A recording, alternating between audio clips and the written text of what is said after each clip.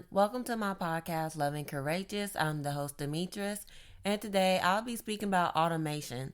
So, automation is really taking over in America. And I'm going to speak about the autonomous cop car that was created in Miami, but also Amazon is looking forward to replacing over 500,000 jobs with automation. What is the purpose of AI and what will be the impact on the younger generation? In Miami, Florida, the Miami-Dade Sheriff's Office announced its plans to deploy America's first autonomous patrol vehicle, a police SUV that can drive itself while reporting crimes through AI-powered cameras. The SUV, that is called PUG, or also known as Police Unmanned Ground Vehicle Patrol Partner, is on a 1-year trial in coordination with the Policing Lab, a nonprofit innovation center founded by a former Los Angeles police officer whose name is Sean Malinowski. Now, according to The Truth About Cars, a auto industry publication, the autonomous cop car can launch flying drones as needed.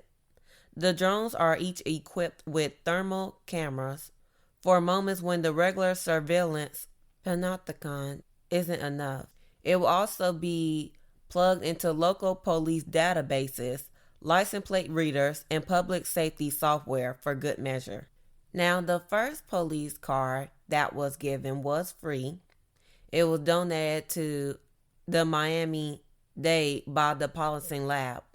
But however, each additional squad car will cost taxpayers between $150,000 to $200,000 a piece. Now, the Miami-Dade Sheriff Rosie Cordero Stutz told reporters, I quote, "We are setting the standard for what will be the future of law enforcement in this country." She also made a comment and said that when the autonomous cop car is approved for road duty, the vehicle will be restricted to predetermined patrol routes and will not be able to enter the highway.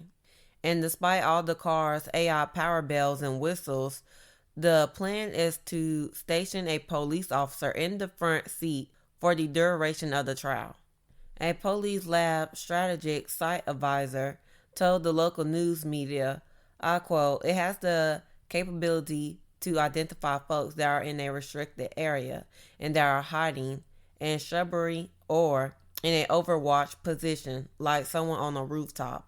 Those are all things that human police officers should be able to do, though these days you never know. Now, when it comes to Amazon, the multi-billionaire company plans to replace more than 500,000 jobs with robots. Now, there have been some documents that were leaked specifying the company's plans. In the internal Amazon documents, it suggests that the company is looking to building and using more robots to replace human workers. Now, it doesn't specify if this will result in massive layoff. However, the robots would allow Amazon to avoid hiring new workers to meet increasing demands. Now, in the document, it states that 600,000 jobs would be replaced by 2033. Now, back in June, Amazon had announced that it hit a workforce milestone of deploying more than 1 million robots in its fulfillment and delivery network, making it about 2/3 the size of the company's human workforce. It also states that one of Amazon's goals is to automate 75% of its operations. Now, Amazon shifting to increase the amount of robots in the warehouse could save the company billions of dollars each year. A Morgan Stanley analyst, whose name is Brian Nowak, estimated the annual savings to be as high as $4 billion by 2027.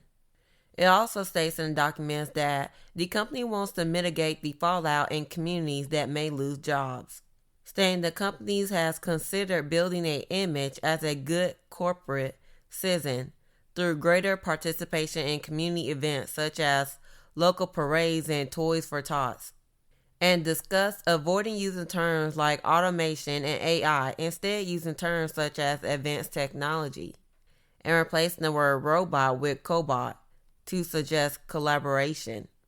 A Amazon spokesperson told CNET in an email, I quote, "Leaked documents often paint an incomplete and misleading picture of our plans, and that's the case here.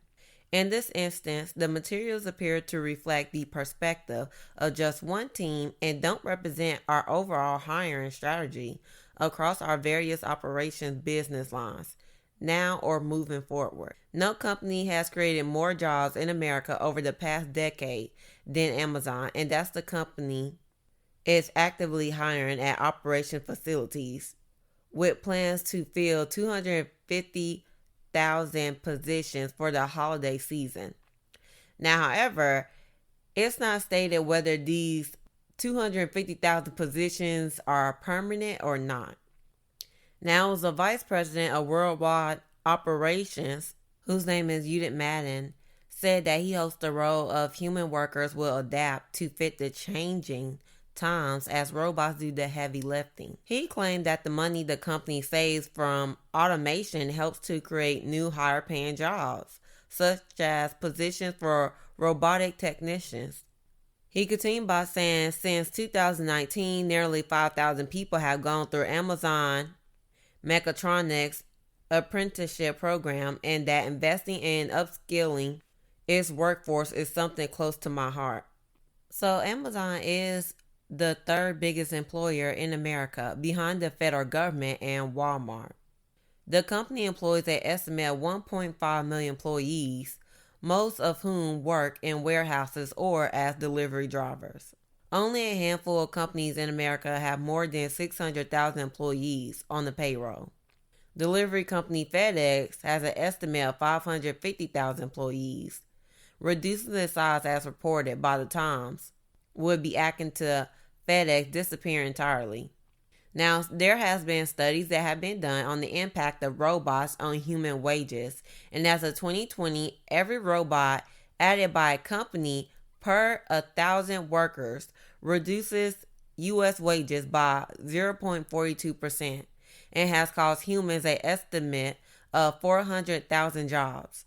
Now, Amazon did make a statement in an email stating our investments will continue to create substantial employment, emphasizing higher paying positions. Efficiency gains in one area enable us to invest in other areas, both existing and entirely new ones that create additional value for customers. While it's difficult to predict the future precisely, our track record demonstrates that we consistently been a major job creator while simultaneously investing in upskilling our workforce for evolving roles. With all that being said, my question is, how is AI going to help create high paying jobs when it's taking away 600,000? So you have to replace that 600,000. Are you going to hire 600,000 people? Also, there is AI literally being used in almost every workplace that you can think of. It's in fast food restaurants, it's in the schools. Now they're trying to have it in the police station. Not only that, but it was on the news where they literally use AI as a news anchor. And I'm like, oh, heck nah, this is not okay. Like, they're using AI to report news, and I'm like, no, this is crossing the line here. Because if AI is reporting news, I don't trust it. There are a lot of videos on social media platforms where it's AI. Some of them you can tell, but some of them you can't. And I don't trust AI that much because it's like now I feel like when I go on social media, I'm questioning if this is real or not. I feel like AI is going to cause manipulation, and I don't like that. But also just with the younger generation, here's the issue. The younger generation when they get in high school, they're going to need like a job to help them gain people skills and to communicate and stuff. If we have AI literally expanding and it's really going to get big by 2033, where does the younger generation stand when it comes to trying to find a job? That's the issue that I have, because everybody don't want to go to college, which I get it. If you don't like school, that's fine. But however, with robots taking a lot of people's jobs, I don't know where the younger generation is going to stand. Yes, they're going to be able to, like work in like fast food, because it's like, I mean, we don't want no robots cooking our food. But, and I don't think the younger generation, I don't think they really have a choice to either go to college or they can become an influencer. Like it's really going to be hard for them to find a job. Like, we are really close to the movie I, Robot with Will Smith. We're very close to it. And the issue is that I have these companies, multi-billionaire companies, they want to replace people with robots because it's going to save them money. Sweetheart, you have a multi-billionaire company. You are a billionaire. What do you need to save money for? Not only that, you're going to get your big tax cuts because we have a stupid convicted felon in office. What more do you need? It don't make sense to me. And you're using all these robots, which, first of all, those robots are not cheap. That crap costs. You're spending all this money on robots. You could have put that towards increasing your employees' pay. You have people out here that are literally working 2 or 3 jobs, living paycheck to paycheck. Not only that, you got people on food stamps, but guess what? They ain't going to be getting it because we're on government shutdown. And it's sad because it's like, what the heck? What the heck is about the... What's going on here? Some people don't care because they feel like, oh, well, my job is not going to be replaced with a robot, so I don't care. Because for me, I don't see how my job would be taken by a robot, because that's just not going to work. That wouldn't work. But still, at the end of the day, just because my job wouldn't be replaced don't mean that I can't feel sorry for other people. And I feel like they don't want to increase the minimum wage. They don't want to help people out. First of all, if we have robots taking humans' jobs, that means poverty rate is going to go up. A lot of people are already poor.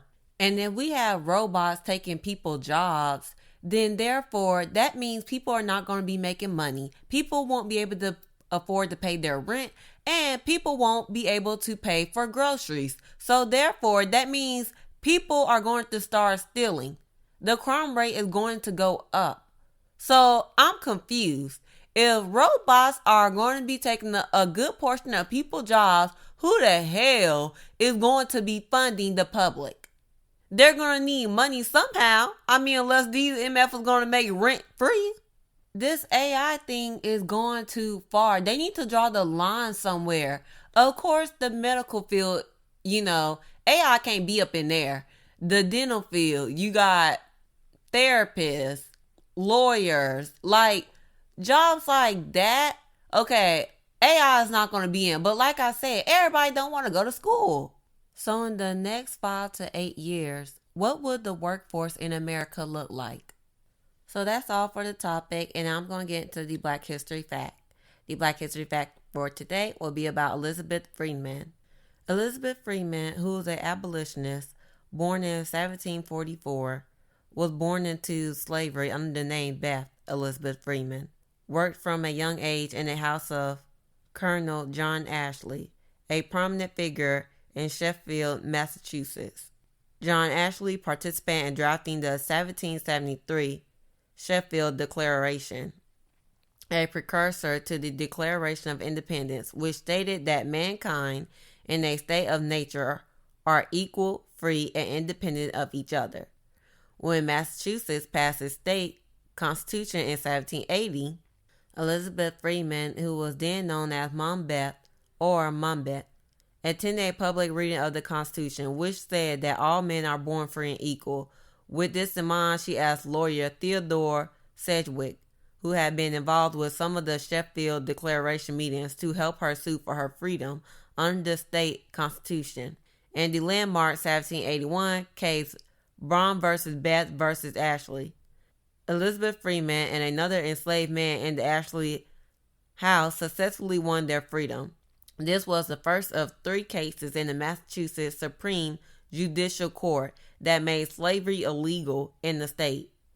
With this victory, Mom Beth changed her name to Elizabeth Freeman and gave the same last name to her daughter. That is all for today. Thank you everyone for listening to my podcast, and I hope you all have a lovely day.